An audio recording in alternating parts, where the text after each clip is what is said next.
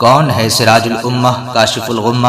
سیدنا امام اعظم ابو حنیفہ رضی اللہ تعالی عنہ،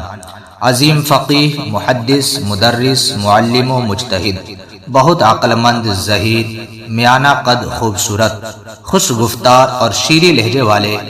گفتگو فصیح و بلیغ اور رافع ہوتی، رفیقوں کے بڑے غمخوار، نہایت خاموش طبع، حرام چیزوں سے بچتے اور دوسروں کو بھی بچاتے، دنیا داروں سے دور رہتے، علم و عمل میں بلند رتبہ ہونے کے باوجود عاجزی و انکساری کے پیکر، اپنے نفس اور دین کی حفاظت کرتے، راہ خدا میں علم اور مال و دولت خوب خرچ کرتے، لالچ و حرص کی طرف میلان نہ تھا، غیبت کرنے سے بہت دور رہتے،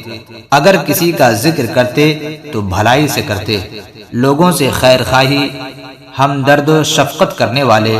اہل علم کو دل و جان سے چاہتے، سارا دن تعلیم و تدریس میں گزارتے، بالمشافہ مسائل پوچھنے والوں کی رہنمائی فرماتے، مریضوں کی عیادت و جنازوں میں شرکت کرتے، فقراء و مساکین کی خدمت کرتے، رشتہ داروں کی خیر گیری کرتے، آنے والوں کی حاجت روائی میں مشغول رہتے، خلوت جلوت میں ننگے سر اور پاؤں پھیلانے سے گریز کرتے، اپنے احباب کے لیے بے پناہ فکر مند رہتے، علمی حاجات پوری کرنے میں بڑی توجہ اور قابلیت سے حصہ لیتے،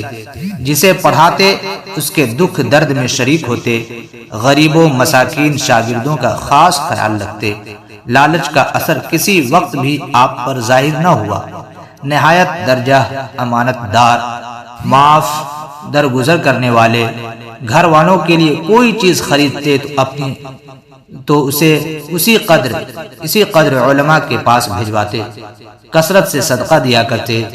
کثرت سے تحفے عطا فرماتے، محتاجوں کا نکاح کر دیا کرتے، قرض داروں کو معاف کر دیا کرتے، بھوکوں کو کھانا کھلاتے، بیماروں کو علاج کے لیے رقم دیتے، نہایت علم و بردبار اور متواضع انسان، بہت وقار، شان، نہایت عبادت گزار، متقی و پرہیزگار،